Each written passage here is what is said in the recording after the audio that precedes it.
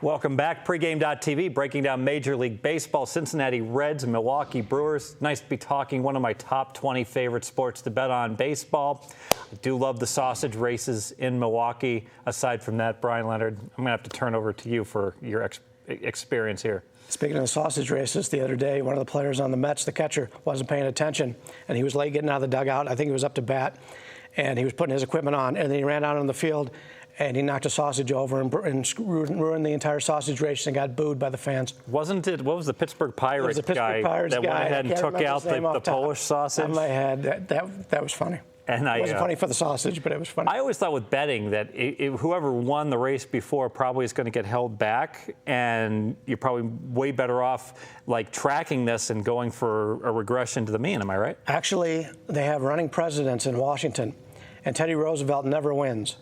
And I follow all these websites, and the one website, I guess the guy is a season ticket holder, he films the entire race every week or every game. And so every once in a while, like once or twice in his entire career, Teddy Roosevelt has won because something came out of the stands, tackled something. Tracking, yeah, to track whether it's a good trip, a bad trip. Now, they take into account, they set over-unders on the time, they look at the humidity, the field conditions? I don't believe so, and I'm not really sure the same Teddy Roosevelt is running with Teddy Roosevelt. How would you know? You never know? You never know. It's kind of like the Joey Chestnut thing that someone told me. He said he bet Chestnut under 66 dogs, and then he said he didn't get the humidity report, and he found it out, and he was furious because if he had gotten that, he would have gone over instead of under in the hot dog eating contest in Coney Island. I actually am undefeated in my life in the Coney eating contest. I took Kobayashi one time. I thought you personally were eating. Matt Yeoman is the sports writer for Las Vegas Review-Journal, said he went to Nathan's Hot Dog today. It took him 5 minutes to eat one hot dog. He said eating 69 in 15 minutes is the greatest human accomplishment ever. And Matt Yeoman is like, what, 6'3" and 250? Yeah, Matt's a not big a guy. small guy. Yeah. That's pretty funny. It's like, but he practiced beforehand and ate 17 of them, so that probably did him in. So what about these Milwaukee Brewers? They won 9 in a row, and now they are just total garbage. What has happened to this Brewers team? Milwaukee's got some pretty good players on their team, but they haven't been healthy all season long.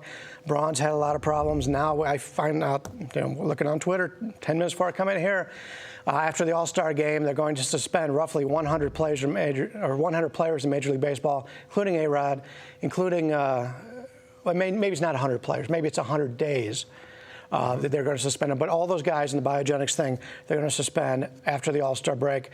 The 100 games is a second violation, but actually A-Rod and Braun have not had their first official one yet, so they'll be suspended for 50. But it'll be interesting what the names of some of the other players are. Not originally, some that came out in the press were minor leaguers, lower level players, but the big names have already been out there. But yeah, Milwaukee's gone through a lot of injuries this year, a lot of talent.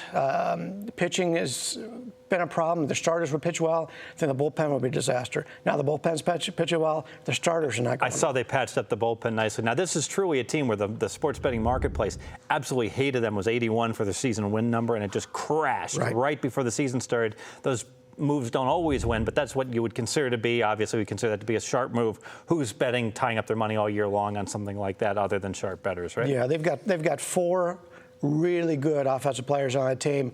Gomez in center field has been great all year. He played the entire season. Corey Hart, first base outfielder, out the entire year. Never came back from his knee surgery. And they've got Braun, obviously, in and out of the lineup because of injuries all season long. And now Rodriguez, the third baseman, he's been in and out of the lineup. As soon as they get Braun back, Rodriguez is gone. So it's just one of those years. In fact, right now they're in a selling situation. Gallardo, probably the best starter, one of their best 2 starters. He's supposed to be on the block. A lot of changes going on in Milwaukee. Hopefully there'll be bars wherever he gets close to the stadium, wherever he gets sent to with the DUI hanging over him. So obviously you don't think Milwaukee's going to score many runs here. No, I don't. How about the Reds? Yeah, we got a pitching matchup of Leake and Hellwig here, and it's an afternoon game, and both teams are going to be traveling. So that's something I always look at. Umpire wants to get out. Umpire wants to get out. The players want to get out. They got a flight to catch. Cincinnati is going from obviously Milwaukee to Atlanta. That's a pretty long flight. And then Milwaukee's got to go all the way to the West Coast and play Arizona. Another thing I like here is it's the last series before the All-Star break. Now, if you were anything like I was in school, not just the last day of school, that whole last week of school, I was antsy. I just couldn't wait to get out of there. I couldn't wait to get home, couldn't wait to get it all over with. Cincinnati may not feel that way, but I know Milwaukee feels that way because right now they don't want anything more than just a few days off vacation. And as for the pitching matchup here, Leake's produced 7 quality starts his last 10 games. 2.20 ERA on the road this year has been very, very good. You take a look at his road starts. His last 3 road starts, he played at Texas, at the Cubs, at Arizona. 3 really good hitters' ballparks, and he'll give up 4 earned runs combined in those games. You know what the wind was when he played the Cubs? I do not. I don't think. Depends. And honestly, I don't think the wind's been blowing out a lot in Chicago so far this year. Yeah. And then with the Hellwigs going for Milwaukee, he's a pretty highly touted rookie. He has control problems. He came out, they brought him up for the first game. He got rocked. Lost all confidence. The last 2 times out, he's been coming out of the bullpen. Hasn't really pitched that great because he's still having control problems. And Cincinnati's a team that'll take a walk, so I do have concerns there. But this is a guy that now that he's come out of the bullpen a couple times, I think he's going to gain a little bit of confidence. He's going to settle down a little bit. In the minors, in his minor league career, the opponents only hit .215 against him, so he's not a guy that you're going to get a lot of hits off of. But if he can just throw strikes, he's going to be in good shape. What are we looking at? This total's 8 3/4 right now. With Vig. You're guessing? I didn't get a chance to check the overnights, but I'm guessing it's going to be in that range. Very good. You want to go ahead and make it official? Sure. Nobody wants any part of Hellwig right now, but I'm expecting this game to be in the 8.5, 9 range. Milwaukee's still a pretty good hitter's park, but I just don't like the situation for either team leaving. Leach has pitched so well on the road, and I think this is a good bounce-back game here for Hellwig. He's a much better pitcher than what he's shown so far, and we're getting a little bit of an advantage right now because, take a look at Hellwig's ERA so far and his hits allowed and everything. He just looked terrible. So there'll be people out there just going to bet against him once again. I think we have some value here. It goes back to the norm a little bit. Play this game under the total.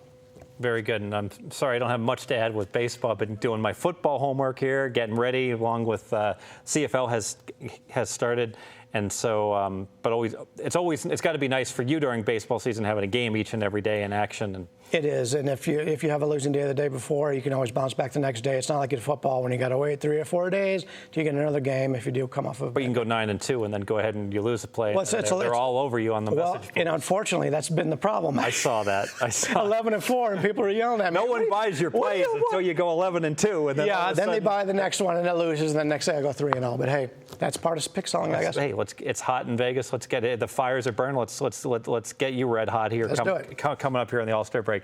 Stay with us, pregame.tv. We will be breaking down NFL Week 1 action. I have a best bet that I'm going to be going ahead and giving out. Well, I'm sorry, a free play I'm giving out on that. And we're going to be also talking some poker, some main event discussion, and ways to if you're a poker player, to make money, even if you're not playing in the main event.